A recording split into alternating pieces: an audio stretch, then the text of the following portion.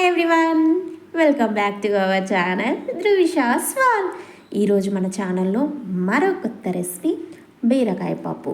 మరి ఈ బీరకాయ పప్పుని చాలా టేస్టీగా ఎలా ప్రిపేర్ చేసుకోవాలో చూద్దాం రండి. ముందుగా ఆయిల్ తీసుకొని ఆయిల్లో ఆవాలు జీలకర్ర వేసి మంచిగా వేయించుకోండి.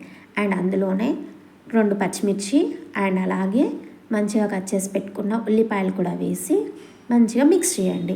సో అవి మంచిగా మిక్స్ అయ్యాక ఒక 4 వెల్లుల్లి రెమ్మలు కూడా వేసి వాటిని కూడా మంచిగా ఒకసారి కలపండి.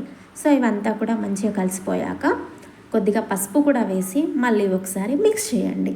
సో అండ్ ఆ తర్వాత మనం ముందుగానే కట్ చేసి పెట్టుకున్న ఈ బీరకాయ ముక్కల్ని కూడా వేసి ఒకసారి మంచిగా కలపండి. సో అందులోనే కొంచెం ఉప్పు, ధనియాల పౌడర్ కూడా వేసి మంచిగా కలిపి మూత పెట్టేసుకోండి.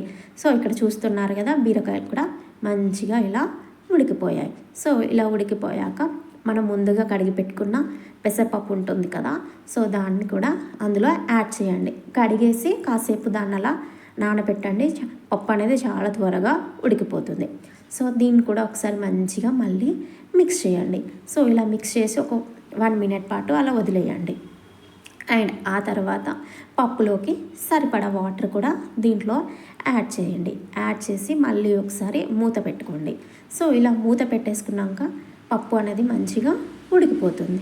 సో ఫైనల్గా మనం కొత్తిమీరతో గార్నిష్ చేసుకుంటే సరిపోతుంది. మన బీరకాయ పప్పు అనేది రెడీ అయిపోయింది. సో ఎవరైనా మన ఛానల్ని కొత్తగా చూస్తున్నట్లయితే please subscribe to our channel. Thank you, bye bye.